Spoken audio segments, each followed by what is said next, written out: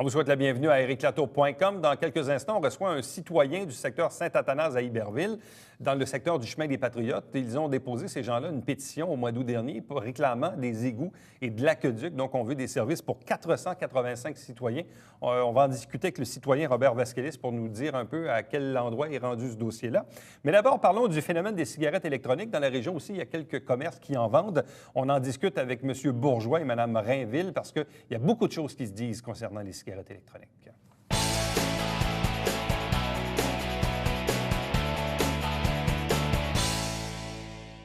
Vous savez, dans l'actualité, depuis quelques semaines, voire quelques mois, on parle beaucoup et de plus en plus de la cigarette électronique. D'autant qu'on est en janvier, c'est l'heure des résolutions.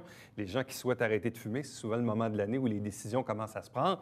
On le sait, au fil des ans, il y a eu plusieurs moyens. Bon, les gommes, Nicorette, les timbres, certains antidépresseurs à faible dose. Mais depuis quelque temps, c'est la cigarette électronique qui sort beaucoup dans l'actualité. Et ici même dans la région, il y a quelques endroits où on vend ces produits. Donc, on a eu l'idée d'inviter Pierre Bourgeois de Vape au Vape. Bonsoir et bienvenue. Bonsoir. Accompagné d'Annie Rainville. Bonsoir et bienvenue également. Bonsoir. Monsieur Rainville, pas Monsieur Rainville, Monsieur Bourgeois, pardon, c'est un lapsus. Vous œuvrez dans le domaine de l'arrêt tabagique depuis combien de temps? L'arrêt tabagique depuis environ 5 ans dans une autre branche, mais depuis j'ai ouvert Vape au Vape, ça fait seulement 6 semaines. Bon. Alors qu'auparavant, c'était quoi? C'était les techniques au laser? C'est les techniques au laser, zéro tabac. Bon. De quelle façon avez-vous été, vous-même probablement, là, vu que vous êtes dans le domaine, intrigué par la cigarette électronique?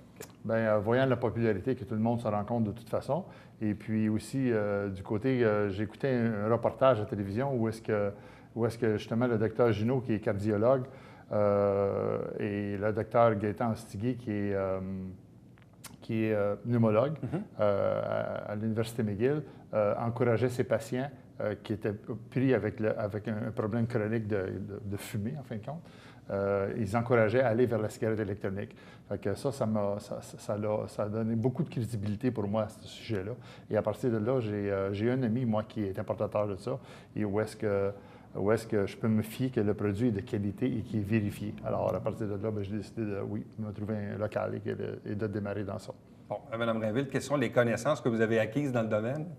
Disons que j'ai appris beaucoup des fournisseurs qui nous ont procuré les produits. J'ai aussi consulté Internet. Je me suis renseignée auprès des compagnies qui fournissent nos produits pour mieux connaître toute la technicalité, le côté technique du produit. Moi, souvent, ce que j'entends, puis on entend donc les deux discours, c'est-à-dire d'un côté, effectivement, des professionnels de la santé ou des gens comme le docteur Junot ou d'autres qui disent c'est un bon moyen pour arrêter de fumer, ça semble efficace et tout ça, mais de l'autre, on se dit il y a 1001 produits, il faut encadrer ça parce qu'à un moment donné, on s'y perd. Le client qui arrive chez vous, de quelle façon est-ce que vous le conseillez? Il dit OK, moi, là, je veux arrêter de fumer, j'ai entendu parler de la cigarette électronique. Quels sont les produits que vous avez à m'offrir? OK, bien, au départ, je les ramène à l'expertise du docteur Junot pour les rassurer. Et puis ensuite, nous autres, on a des cigarettes électroniques qui sont, comme j'ai dit tantôt, de qualité, qui sont ajustables aussi. C'est des produits qui sont techniquement très bien vérifiés. Et puis, on fait affaire avec la compagnie Gold Seal. Gold Seal, c'est la compagnie qui fabrique les jus qu'on met dans la cigarette électronique. C'est une compagnie qui est canadienne. Mon fournisseur est à La Chute. Alors, et c'est fait en manufacture et c'est vérifié en laboratoire. Donc, le produit, c'est pas notre ami dans le coin de son atelier qui décide de faire des jus. Fait que les jus sont certifiés, là. Bon, Mme Rainville, c'est quoi le principe même de la cigarette électronique? Là, je comprends que ça a été inventé par un Chinois il y a une dizaine d'années, là, mais c'est quoi le principe de la cigarette électronique? Bien, en fait, c'est simple. La cigarette électronique est composée de 3 parties. La batterie, qui est réglable en volts. Il y a également au centre un brûleur et un réservoir qui contient tout le liquide. Ensuite de ça, lors de la vape, le liquide entre à l'intérieur du brûleur pour faire un contact avec la batterie qui va créer une vapeur. Maintenant, là, on pourrait rentrer dans toutes les techniques, dans toute la composition du produit qui est composé de VG, de propylène glycol, de glycérine végétale, qui fait que ça produit une vapeur. Donc, Certaines personnes croient que la vapeur produit de l'eau sur les poumons. La vapeur d'eau, là, oui, c'est ça, mais c'est le contraire. En fait, le PG qui est mêlé à l'oxygène et à l'air produit la vapeur. Donc, c'est ce qui produit la vapeur. C'est inodore, par contre, parce que moi, je côtoie des gens, notamment au bureau, qui sont des adeptes de la cigarette électronique, et quand on est à côté, ça sent absolument rien, là. Il n'y a pas d'odeur. Il y a des essences. Il y a des essences. On peut mettre, mais si on ne met pas d'essence, ça sent rien. Oui, oui, c'est ça. Il y en a on appelle ça dans notre compagnie, c'est naked qu'on appelle. À ce moment-là, il n'y a aucune odeur, mais par contre, on peut toujours avoir 0 de nicotine, 6 12, 18 ou 24 de nicotine, dépendamment à quel niveau que la personne qui se présente devant nous autres est rendue à son niveau de fumer la cigarette. Exemple, quelqu'un qui fume un paquet par jour, je vais lui suggérer d'aller vers le 18 mg et de baisser tranquillement pour arriver à son but. Est-ce qu'on devrait toujours consommer la cigarette électronique dans le but de faire un arrêt tabagique ou dans le but de remplacer la cigarette traditionnelle? Les deux options sont bonnes. Les deux options sont bonnes. Il y a des gens qui c'est des fumeurs invertébrés et à ce moment-là, ils vont tout le temps vouloir continuer de vaper parce qu'ils trouvent ça agréable, parce qu'ils aiment le goût. Et il y en a d'autres qui vont essayer de se diriger vers arrêter. Majoritairement, nous autres, on ne garantit pas ce résultat-là. L'objectif n'est pas nécessairement, de notre part, c'est pas nécessairement d'amener la personne à arrêter. C'est un bon, comment on dit ça, un compromis? Oui, c'est ça. C'est un bon compromis. Parce que c'est sûr qu'entre fumer une cigarette traditionnelle ou utiliser une cigarette électronique, la cigarette électronique est quand même moins dommageable que la cigarette traditionnelle. Oui, absolument. Bon, absolument. Ça, c'est clair. Maintenant, dans les techniques d'arrêt... J'aimerais peut-être rajouter qu'à cet effet, aucune étude n'a prouvé que la nicotine était dommageable pour la santé, parce qu'il y a de la nicotine, oui, à l'intérieur, mais le restant est... C'est les autres produits, l'ammoniac et compagnie, là, qui c'est ça. sont Ça ne cause pas le cancer. Ça peut créer une dépendance, la nicotine, mais ça ne causera pas le cancer. Et ça, c'est des mots encore que je vole au docteur, à certains médecins. Ouais. Mais je présume que les gens qui font affaire avec vous, principalement, c'est dans le but de faire un arrêt tabagique, parce que là, on peut faire une forme de sevrage en jouant avec la composition des liquides, c'est ça? La concentration, je devrais dire. Non, c'est pas nécessairement... C'est pas la majorité des gens qui veulent absolument arrêter. Les gens veulent arrêter de se faire des dommages, ils veulent arrêter de se faire du mal. Mais ils ne veulent peut-être pas nécessairement arrêter Et c'est de là l'expérience quand je suis passé du laser à la cigarette électronique. Je me suis rendu compte qu'il y a des gens qui veulent vraiment pas arrêter. Alors que dans le fond, mais il y a aussi le geste là-dedans, parce que souvent les gens vont dire oui, on peut être accroché à la nicotine. Mais pour d'autres, il y a aussi le geste de fumer. Donc, quand on a une cigarette électronique, bien, il y a toujours le geste qui... Le geste est toujours là. Le geste est toujours là, il se continue. C'est ça, cette dépendance-là au geste, ça permet de garder ça, la cigarette électronique. Jusqu'à présent, ceux qui ont utilisé la cigarette électronique dans le but de faire un arrêt tabagique, est-ce qu'il est vrai de dire que ça s'est avéré plus efficace que les autres techniques? Pas plus efficace, mais on pourrait dire que comparé au timbre, on a le même résultat. Et le timbre, dans le fond, c'est une technique qui est un peu similaire, c'est-à-dire que c'est un sevrage qui se fait au niveau de la nicotine. Oui, mais par contre, c'est un sevrage qui se fait au niveau de la nicotine, mais par contre, c'est plus difficile d'y arriver. Moi, c'est mon opinion. La raison est que quand vous mettez un timbre, ça va prendre quelques minutes, c'est peut-être un peu plus que ça, pour arriver à avoir votre dose de nicotine que vous avez besoin, que vous êtes dépendant, tandis que la cigarette électronique le donne en quelques secondes. C'est plus rapide. C'est beaucoup plus rapide. La personne n'attend pas, ne se pose pas la question. Aussitôt qu'elle inspire, bien, ça se distribue dans le sang, c'est instantané. Madame Rainville, de quoi les gens doivent-ils se méfier? Compte tenu que c'est nouveau, compte tenu qu'il y a beaucoup de produits sur le marché, de quoi les gens doivent-ils se méfier? Bien, je crois que je renseigne davantage les clients au sujet de la quantité de milligrammes à consommer. Donc, j'ai des informations qui viennent du côté de Santé Canada qui informent que la consommation de nicotine ne doit pas dépasser une certaine limite qui est de 54 milligrammes par jour. Donc, j'informe le client selon le réservoir à conserver.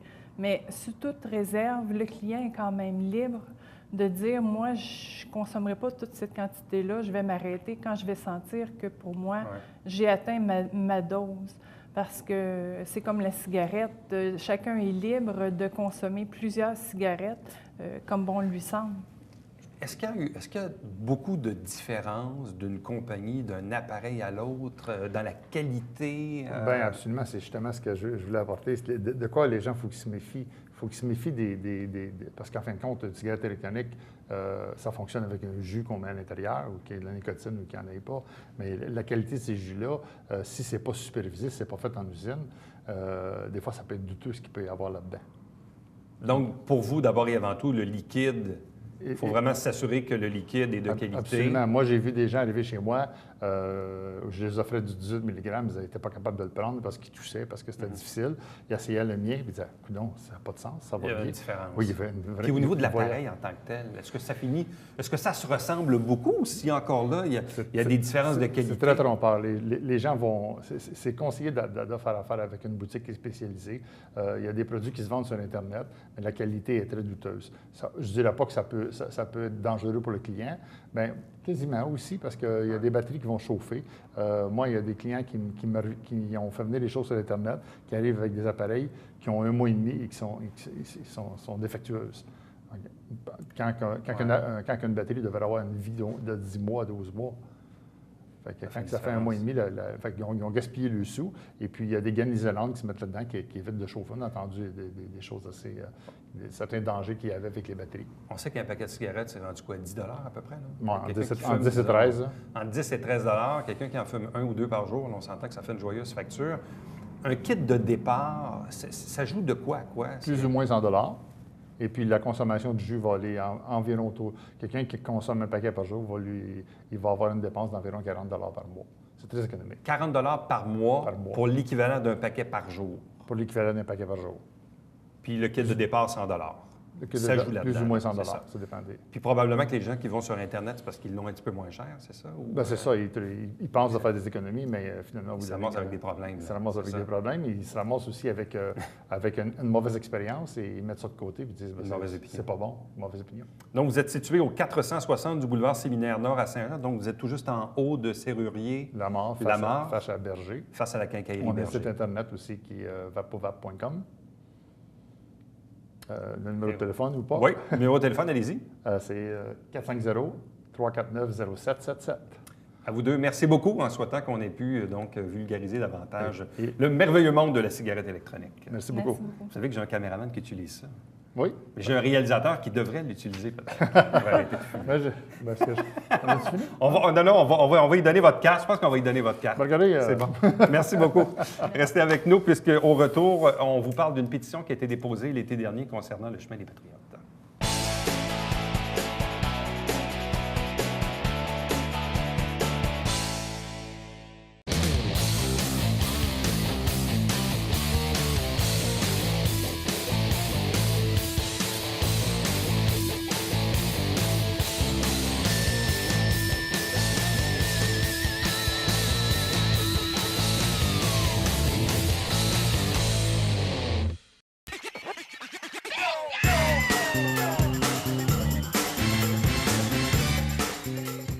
Divertir dans le confort de votre foyer.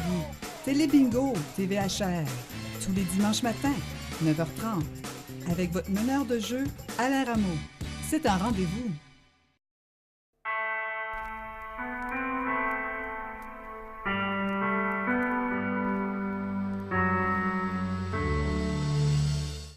Coulisses Bêta, version 3.0, jeudi, 19h.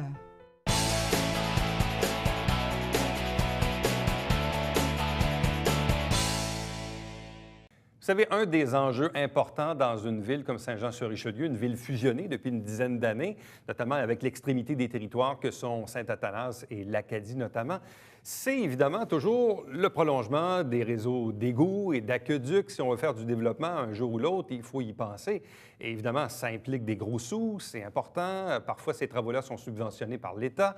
Encore faut-il faire des demandes. Le 4 août dernier, donc c'était l'été dernier, au Conseil municipal de Saint-Jean, il y a eu le dépôt d'une pétition concernant le chemin des Patriotes. Avec nous pour en parler, l'un de ses résidents, M. Robert Vesquelis. Bonsoir et bienvenue. Bonsoir. Expliquez-nous d'abord dans quel secteur vous habitez au juste, parce qu'on parle de Saint-Athanas, on parle du chemin des Patriotes, mais on parle de quel secteur? Dans ce cas ici, on appelle le chemin de le côté Est, chemin des Patriotes, qui comporte 485 résidences, tout près de 500. On est près de Et quoi, à peu entre près? la 35, l'autoroute 35 et le rang 54. Donc, on est vraiment entre le pont Marchand, le pont de l'autoroute 35 Ouais. et le rang des 54, qui est Ouais. grosso modo l'extrémité du territoire, là, jusqu'à Ouais. la limite là, de chez nous. Là. 2-3 maisons passaient ça. Là. C'est la limite. Fait que ça, c'était le coin concerné, que j'appelle le coin abandonné de Saint-Jean depuis les fusions, qui n'avait pas lieu depuis 10 ans, mais bien de 14 ans. Fait que ça... Moi, on essaie de revendiquer, c'est que notre taux vienne un peu à notre... je pense qu'on est pas mal rendu à notre taux, là, parce que nous, nos taxes ont triplé depuis les fusions. Et puis, on n'a pas grand-chose de plus à part de l'entretien. On rapporte à la ville, moi, je dirais, au-delà d'1 million de dollars, 500, si vous mettez ça à 2000 pièces chacun, c'est tout au moins 1 million de dollars. Fait que nous autres, on contribue au développement de Saint-Jean depuis 14 ans, mais je pense qu'il sera temps, parce que je pense que ça passe par là. Quel est l'inconvénient? Moi, j'ai toujours habité en ville directement, donc toujours eu l'eau courante avec l'égout, l'aqueduc et tout ça. Pour les 485 citoyens que vous êtes sur le chemin des Patriotes, à long terme, quel est l'inconvénient de ne pas avoir l'égout et l'aqueduc? Énormément. Énormément d'inconvénients. Si vous prenez juste, par exemple, si vous regardez Saint-Athanas, on ne parlera pas de la ville, Ouais. on parlait du secteur. Si vous regardez l'autre bord de l'autoroute 35, entre les Fers-Maris et la 35, vous voyez, quand ils ont les services, combien ça peut rapporter à une ville. C'est ça le problème. C'est que nous, l'autre bord, on est le coin abandonné. Il n'y a rien qui se passe là. Fait qu'on ne rapporte pas de taxes. Fait que c'est ça qui est le problème. Moi, ça fait 28 ans que je suis dans le secteur. En 28 ans, il ne s'est pas bâti 50 résidences. Depuis 14 ans, depuis les fusions, ça n'en est pas bâti 10. Fait que ça ne rapporte pas gros à une ville. Fait qu'il faudrait développer ce coin-là. Puis je trouve qu'on a un coin absolument en or. On est proche de toutes les infrastructures, de l'hôpital, les centres d'achat. On est près de la 10. On a un coin en or à développer, mais il ne se développe pas. Fait que ça cause énormément. La valeur des propriétés est à peu près nulle. Fait que ça cause un paquet d'inconvénients. Sur le bord de la 35, l'autre bord, le côté qui est développé, qui a des Rona, qui a des Subway, il y a La rue Conrad-Gosselin. là. Ouais. Oui, il y a énormément de développement. Il y a des multilogements. Fait que c'est ça le problème. C'est qu'eux autres, ils vendent le terrain entre 20 et 30 piastres. Nous autres, on a la misère à vendre 5 piastres. C'est ça que ça comporte de ne pas avoir Parce d'égout. on l'a vu, il y a eu au fil du temps donc, le développement de M. Baillargeon, donc entre les Frères Maristes et la rue Conrad-Gosselin, avec évidemment plusieurs maisons qui ont été construites et le développement commercial de la rue Conrad-Gosselin. De l'autre côté de la 35, en allant vers Richelieu, est-ce qu'il y a encore des terrains vacants qui sont zonés résidentiels où on pourrait justement permettre de nouveaux développements Dans notre domiciliaires? secteur, vous Ouais. pouvez parler. Énormément de terrains. Il y en a énormément à développer. Mais Mais il n'y a pas de service, c'est ça. il n'y a pas de service. Fait que les gens, ils ont construit des maisons mobiles. Des maisons mobiles, ça ne rapporte pas comme un triplex, Qui ont été un petit peu un inondés multilogement. aussi, là, il y a quelques années. Là. Ouais. Comme bien des secteurs, Comme ils ont bien été des secteurs. inondés. Comme bien des secteurs. Le vieux secteur Saint-Athanas, je vous parlais tout à l'heure, il y avait de l'eau dans la rue 3 pieds. Fait que, ils n'ont pas été exemptés, eux autres aussi. Ça, c'est pas un gros problème. Si vous élevez la rue un petit peu, et puis on donnerait les permis en conséquence, bien, je pense qu'il y aura moyen de contourner le problème. Là, évidemment, vous et vos concitoyens, vous fonctionnez donc quoi, avec des puits, avec des fosses septiques, des champs d'épuration? Comment ça marche, là? Ça marche avec un puits, puis ça marche avec un champ d'épuration. Puis là, la ville, les gens sont coincés à savoir, est-ce qu'on va se faire un nouveau champ d'épuration? Un champ d'épuration, là, ça coûte entre 15 et 25 000 $. C'est bon combien de temps? C'est bon pour 20 ans, 30 ans, c'est bon longtemps, mais seulement que là, les gens, ils attendent tous, est-ce qu'on va... Il y a des gens, là, ils m'ont avoué carrément qu'il n'y avait plus de... Leur tank septique à marcher... Le champ d'épuration ne fonctionnait plus. Fait, où vous pensez qu'ils déversent ça? Il y en a un qui me l'a dit carré. Il dit, moi, il ne marche pas, qu'est-ce que je fasse? Fait qu'il déverse dans la rivière Richelieu. Fait que si on veut protéger la rivière, il faut qu'on soit un plus sensible à ce problème-là. Fait que là, on a des nouveaux élus. On a eu des... Je ne dis pas que les anciens élus n'ont pas fait leur travail, mais tout a été investi dans Saint-Luc, en grande partie. Puis M. Gagnon, qui était là dans le temps, bien, il a fait de son possible. Mais là, on a des nouveaux élus qui ont été élus par le côté Est, notre côté. Fait que je pense que notre taux, il serait intéressant. Ça fait 3 fois que j'appelle M. Larivière pour avoir des... Depuis un mois, ça fait 3 fois que j'essaie de le rejoindre. Il ne retourne pas l'appel. Fait que où on en est rendu, je ne sais pas. Fait Parce que vous avez déposé la pétition au mois d'août. Évidemment, bon, c'était l'été. Moi, c'est probablement un des rares conseils que j'ai manqué dans l'année, parce que j'étais en vacances.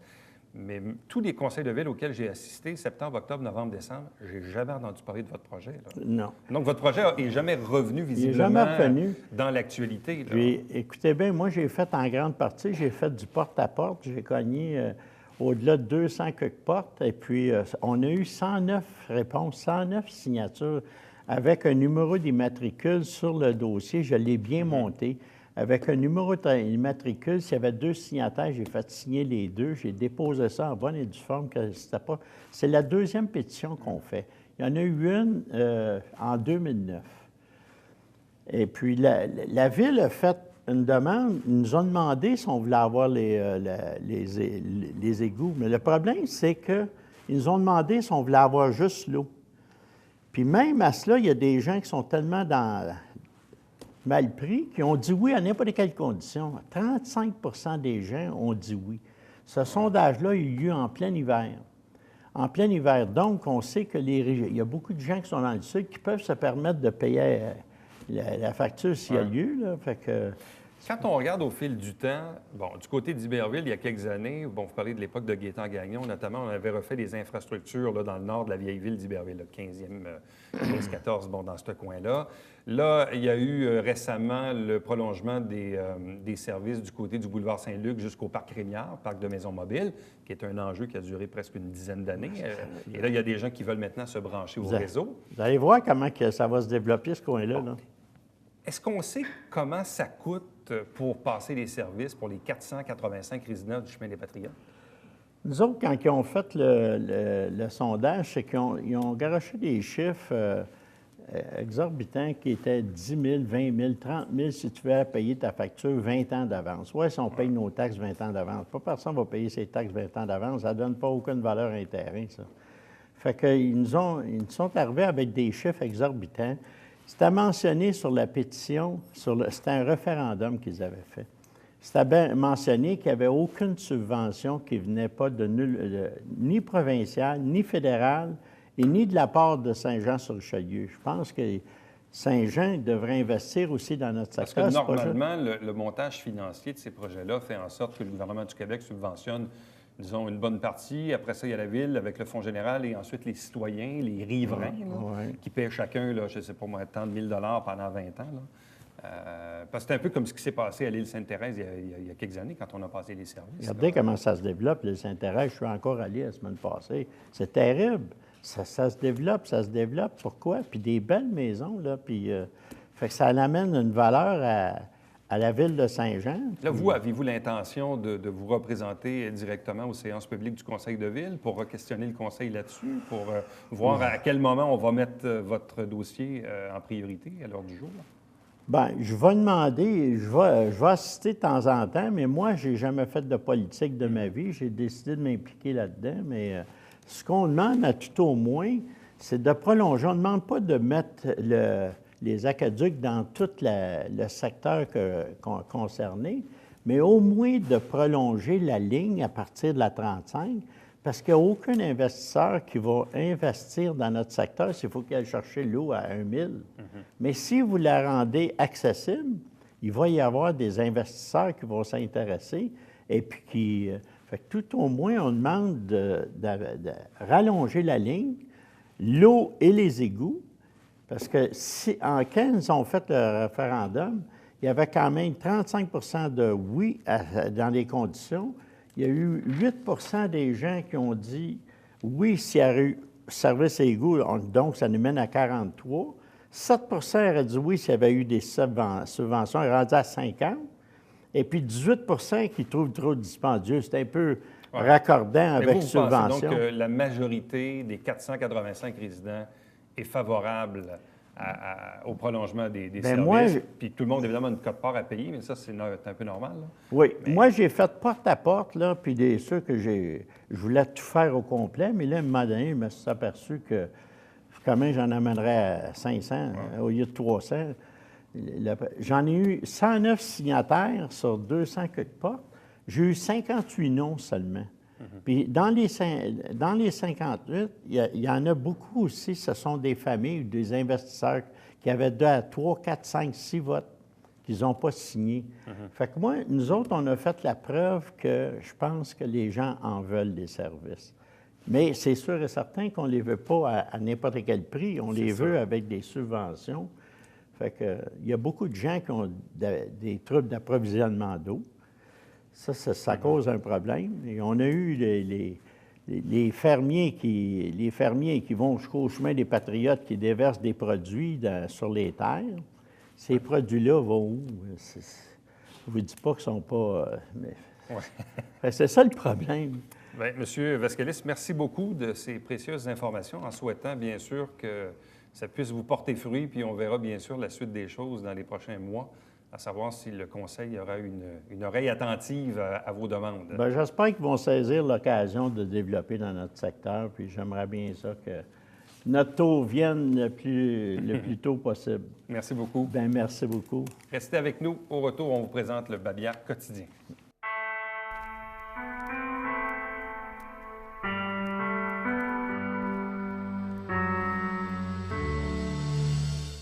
Coulisses Bêta, version 3.0, jeudi, 19h.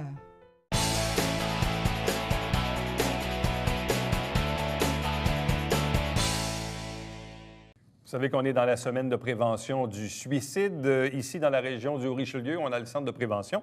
Vous avez donc la ligne 24-7 qui est toujours en opération et vous pouvez téléphoner en tout temps donc au 450-348-6300. À chaque semaine, on vous présente des extraits du Conseil de ville. L'émission s'appelle Saint-Jean-sur-Richelieu. Et n'oubliez pas le Télébingo, il y a 4 000 $ en prix ce dimanche 1er février. En fait, c'est la carte pleine qui est à 2 500. C'est une exception. Soyez là. Bye-bye.